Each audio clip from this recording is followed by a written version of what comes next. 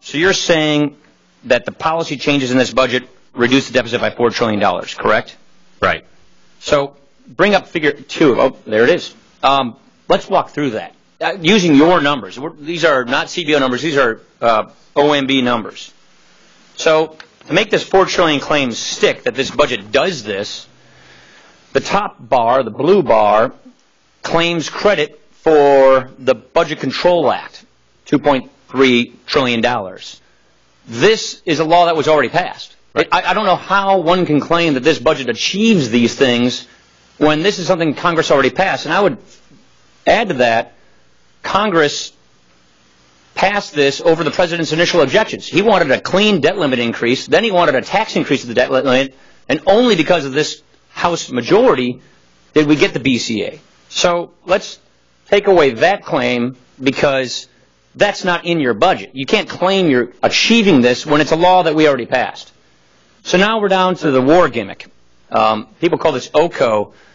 The war gimmick is let's claim savings on spending that's never going to be requested and never going to be spent, and all of a sudden claim that that's going to save us $850 billion. I don't know what part of the sector you come from, but if we're saying we're saving money that we were never going to request and never going to spend, I don't know how you can say you're saving money. Now you're down to the doc fix.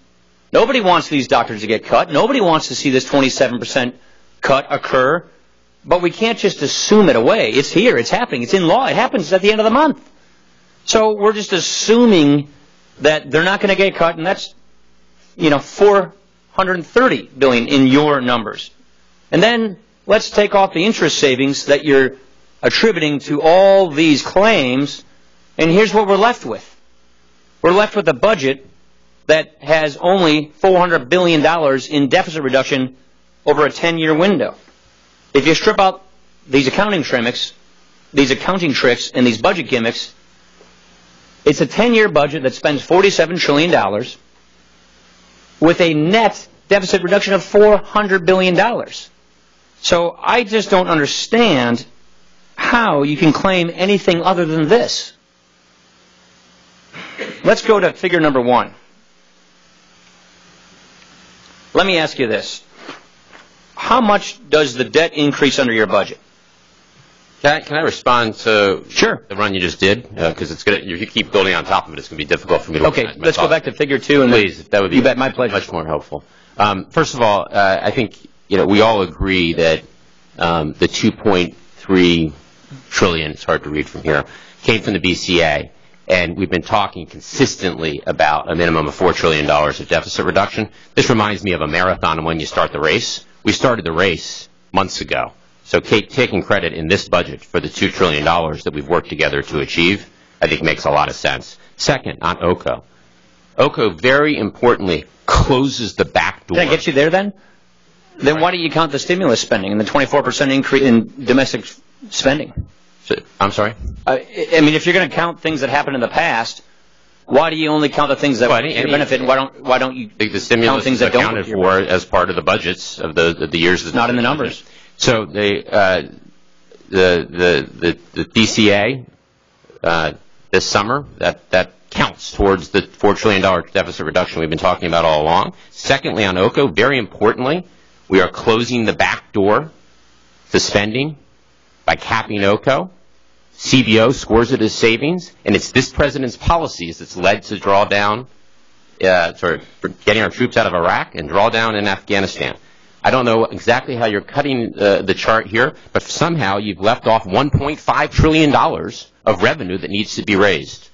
Revenue that's part of balanced deficit reduction. So I don't know where that is, but the president's budget proposes $1.5 trillion. This is just the spending side of the ledger. Okay, sorry.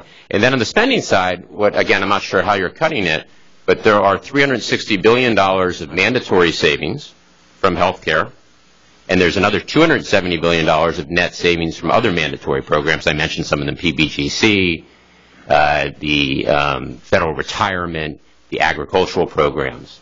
So there's further savings there. And then on top of all that, obviously you have debt service from bringing down the spending. Right. So we net things out. That's what balance sheets do. And when you net all of this out, not claiming credit for something somebody else did or Congress and the President did before, that you can't say this budget has policy changes which achieves a result which was already achieved before. It's not achieved in this budget. With respect to war, we pass supplementals to fund wars. Congress has to affirmatively pass these supplementals to fund wars. So if there's a back door, it's already closed. If we're pulling out by some date certain, which everybody now agrees to this timeline, it's not as if it's a surprise.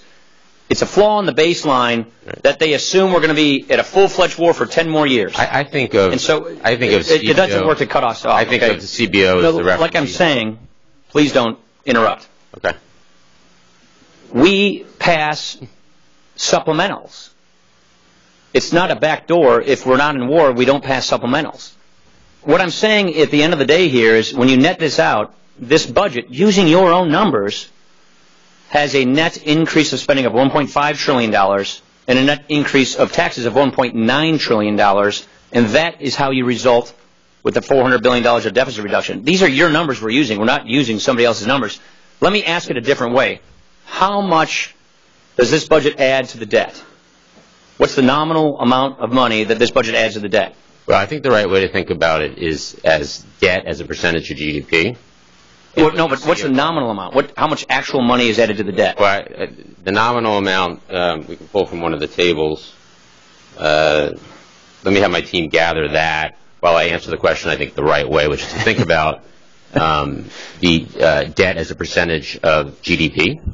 And this budget stabilizes debt as a percentage of GDP, which is very important for maintaining the investment environment that we all want, which is making America the right place to invest. Let me just circle back, if I may, to OCO. I think we would all agree that the CBO is the referee here, and I just want to make it clear that CBO does score OCO as savings.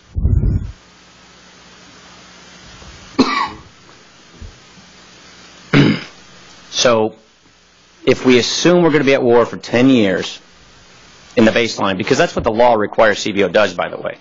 It's not CBO's fault. And all of a sudden, we're going to have a pullout for Iraq and Afghanistan before 10 years is over. This money is all of a sudden a spending cut. It's savings. Savings relative to the baseline according to CBO, yes. And importantly, closes the back door on discretionary spending. If this is the way we measure reality, heaven help us.